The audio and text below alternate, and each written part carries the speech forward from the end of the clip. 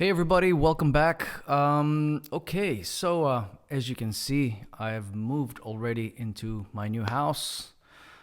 First thing I did as soon as I walked in is put the guitars up on the wall because priorities, right?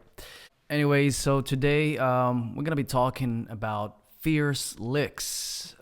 Basically, I'm gonna break this down maybe in a couple of parts and talk about some of the licks that I'm using on the latest single that I just released called Fierce.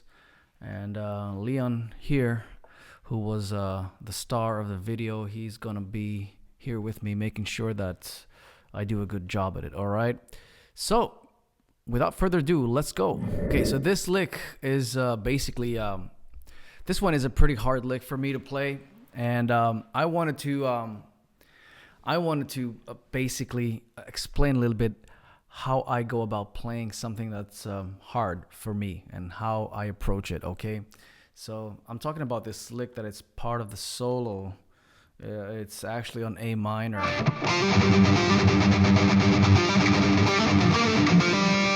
That's the riff.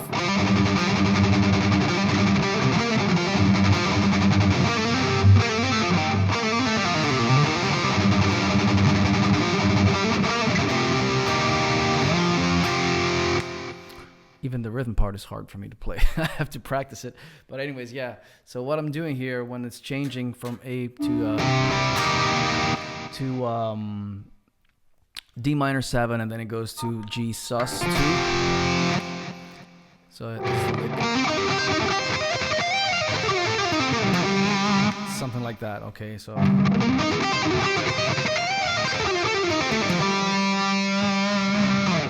all right, so let's break this one down, all right, slowly. Okay, so it's the first part of the lick is here. It's on a D. It's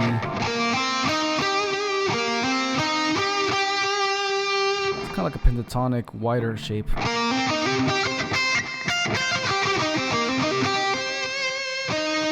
And it's like a group of 6 notes. 1, 2, 3, 4, 5, 6.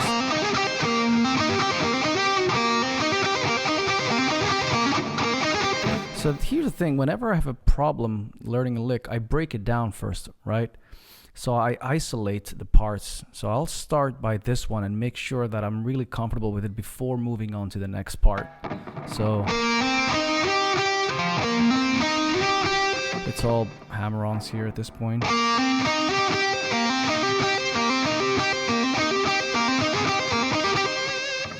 And there's one problem with this lick is that, I'm playing obviously here.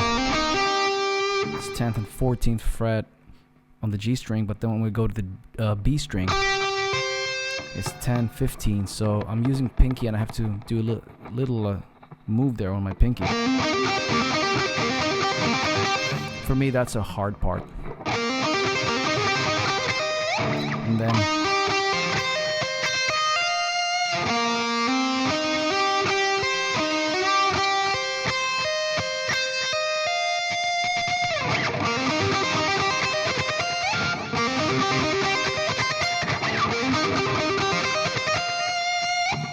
so I would suggest practice this slowly until you can play it at some kind of speed without really stopping or, going back and forth.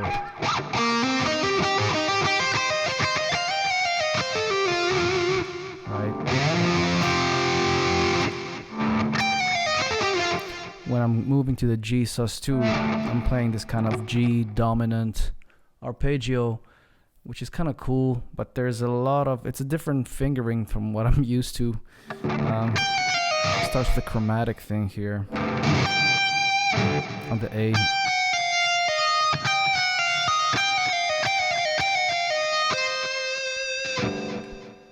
Here on the 15th fret on the B, and then when you go to the G string, these two notes, 16th and 14th, so. And you pivot back here, you slide back from the 14th fret to the 12th on the G string.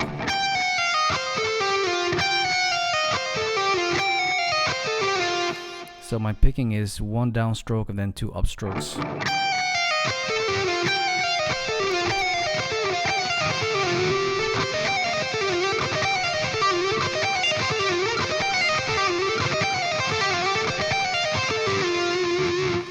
Again, I would probably suggest to isolate that part first, because the whole lick is this.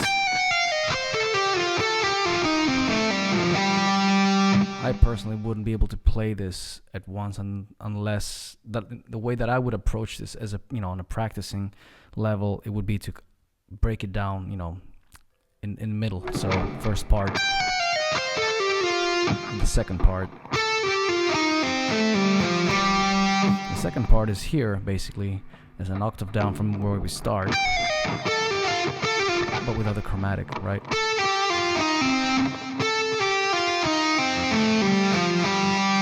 So it starts with 3 notes per string on the G string, C sharp, B, A, and G.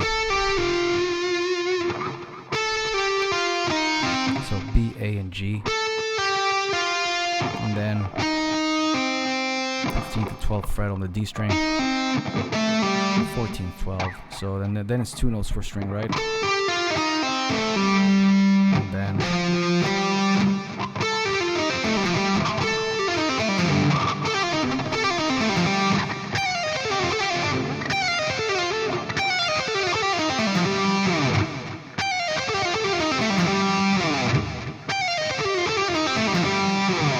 kind of tricky, right? So the whole thing together is this. Here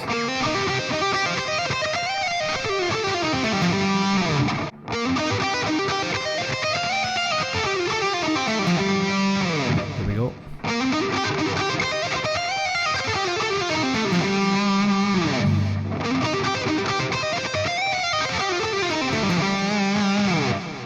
So after a point, it becomes kind of a muscle memory type of thing, okay? It's a very nice passage. It's pretty cool. It's over the D minor 7 and the G, and then it resolves the root into the root, which is A minor.